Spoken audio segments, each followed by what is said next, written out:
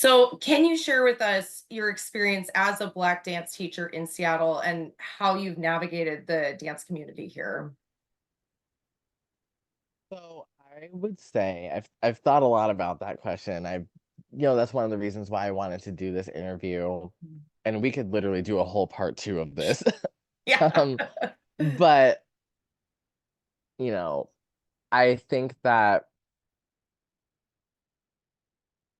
in Seattle, I do not see a lack of diversity. I see a lot of diversity all over the place in terms of race, ethnic groups, socioeconomic backgrounds, abilities. You see the whole range of humanity here, not just of the United States of America, but the world, because we have immigrants here. We have a whole African population here. Um, what the issue is the segregation.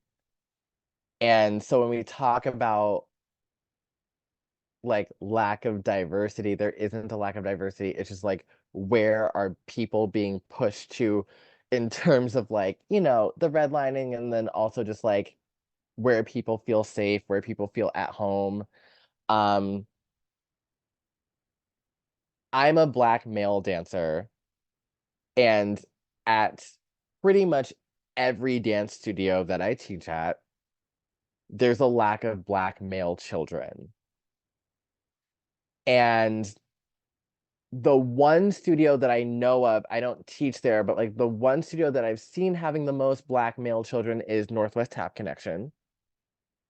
Um, but even when I worked in Tacoma at Tupac, even when I worked there, like the intersection of like Black male child, there's still a minority, even in an environment that's gonna is trying to uplift Black voices. Um, and it kind of doesn't matter the focus of the studio. Like, for example, I teach at Dance Fremont, and they are very ballet. There's a centering on ballet. They do contemporary, they do other things, yeah, but a lot of the students there, ballet is kind of their first thing, or it's their main thing and it's the thing they're most comfortable with. Rainier Dance Center isn't necessarily a ballet focused, studio, and Rainier Dance Center used to be a predominantly Black studio, and the neighborhood around has gotten more and more white. Um, and so that has been reflected in the student body. So that's a case where the demographic has changed, but even still, most of the Black students were female. And so basically we talk about wanting kids to see themselves, and like representation matters. When I, as an adult Black male person, walk into most of my workplaces that I'm employed by, I don't necessarily see children who look like me.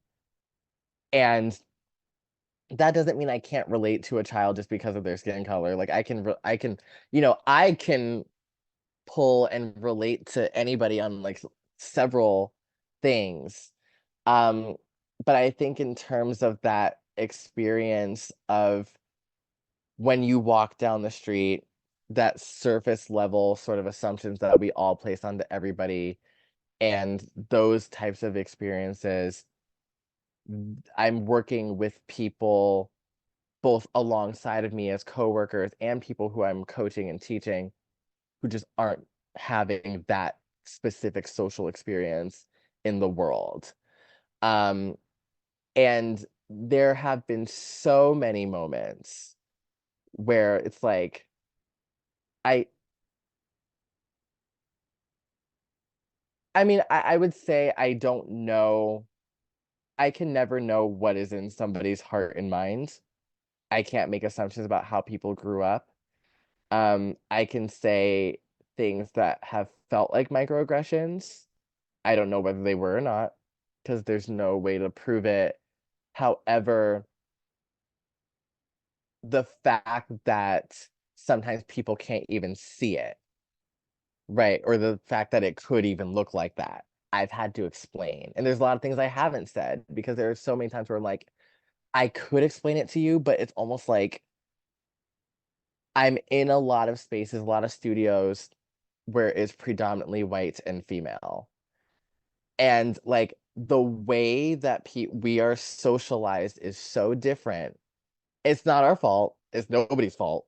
Like, or people who pass as white, or it's like it's nobody's fault. It's just like it's a very, very different journey into how you are brought up in the world, how you are, how you mature as a person.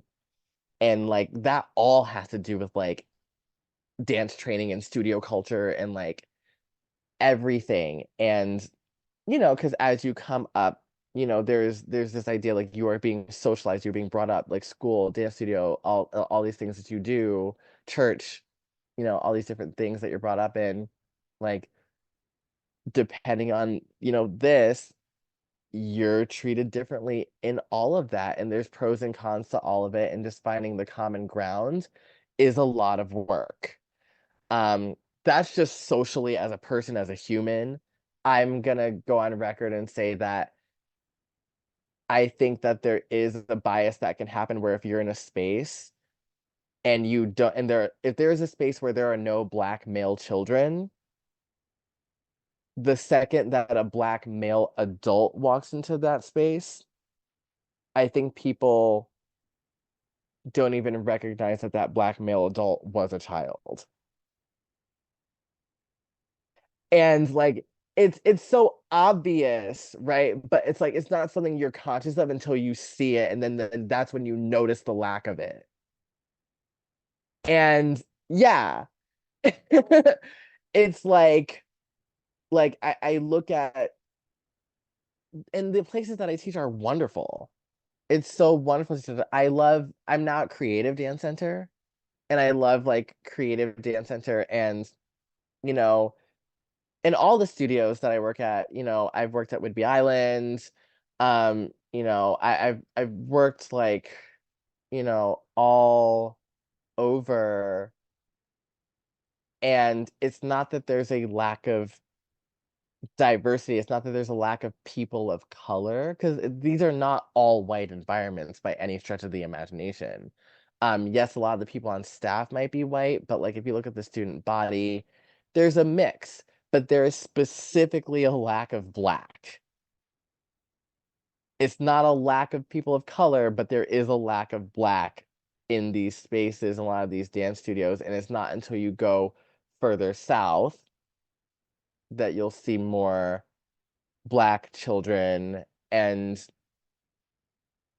it's I'm not saying that I don't believe in like some like forced integration initiative if that's not what people want. Like some people want to be separate, and that's fine. There's nothing wrong with it if it's like if you want to hang out in a neighborhood, if you're a Black person who just wants to be around Black people, there's nothing wrong with that. I'm the kind of person where like I didn't grow up like that. Like my main studio that I went to was predominantly Black. And so like Black women were my teachers. Like Black women raised me. Um like there's also like even with like the women teachers, and there's a lot of women in the dance world, the lack of Black women like it's a striking like sort of dissonance to what my upbringing was. And it's not like we're doing very different things dance wise. um a lot of popular dancing in America and the West in general is African based. If you look at what is popular now and what is trending, and in a lot of these studios, lack of Black women teachers, lack of, if there are Black children, they're usually female, the lack of Black male children, but then there's also like the lack of, male children in general. Um, and then and you'll have ballet, you'll have jazz, you'll have contemporary, modern, maybe you'll even have hip hop. Um, at Exit Space they have hip hop, they have hip hop at Westlake. there's a lack of African dance classes. And, there are African teachers here, but sometimes there's no crossover, there's no cross-pollination. Like I think that like bringing those people into the studios, and there are a few of them, like master teachers, usually we should be going to them, but I think just like if kids aren't being exposed to it young, they're not seeing it maybe as an important tool to understanding what they do like, if they do like ballet, jazz, things like that. I think that that's another thing. Like I grew up doing African dance, not because I wasn't like the greatest at it, but it was just part of like being African American. Like it was part of, you know, it was like if I was Russian or French, it'd be like learning ballet. Like it's part of your culture kind of thing. That's what it was for us. And it's just what you did. And a lot of the times I have to stop and remember that there's a whole step that is missing from other people's upbringing in dance when I'm training them. And there have been times where I am teaching a Horton class, and Lester Horton was a white man, right? But Alvin Ailey Dance for him was the first racially integrated dance company in America. I've had to stop a Horton class and almost teach a 10-minute African class.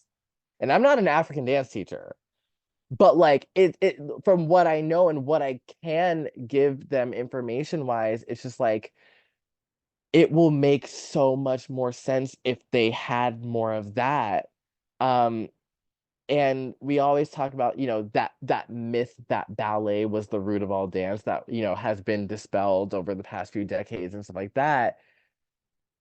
I am going on record and saying, like, in my opinion, based on what I've seen of like contemporary dance now, the stuff that's popular now, African dance is the root of it.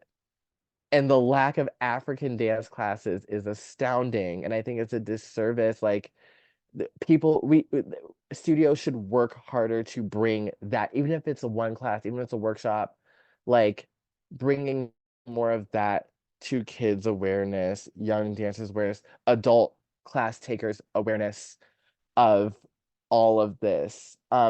Because if you can understand your pelvic placement from a place of moving your pelvis rhythmically, and you're a ballerina and you want to do Balanchine, do like 4 temperaments, go like forward and back and forth, and stuff like that. Like the pelvis does move in ballet. It moves in a more subtly aesthetic way, but it is moving. And if you understand it from a place of that, you can choose to not move it or choose to move it minimally. Like you know what you're doing. And it's you're not going at it from a place of like ballet is rigid, I can't move my pelvis. It's like, no, the pelvis moves and we're deciding to move it this way for this aesthetic. And it moves rhythmically too when you move your leg. So yeah, that sort of all encompassing, like bringing the story together holistically, sort of the culture shock that I experience here when I go anywhere. Like the steps that I feel have been skipped a bit and not given enough weight, and then having to go back and give that to them, me not thinking that I would ever have to be the one giving that to them. So I'm in a position I never thought I would be in. Um, and I'll go on record to also make another bold statement saying like Black dance teachers are doing double duty. Like, especially here. When they walk into here, it doesn't even matter if they're like, they could be a hip hop teacher, an African teacher, a tap teacher, a jazz teacher, a ballet teacher, a modern teacher, whatever. Like, the Black teachers are doing double duty in how they have to navigate the space and how we carry ourselves socially with our peers who may have been socialized differently, and how we may bridging the gap between the students who may be culturally different from us, or like or in trying to bring together like the glue that brings all these styles of dance together, Black dancers understand it very, very well.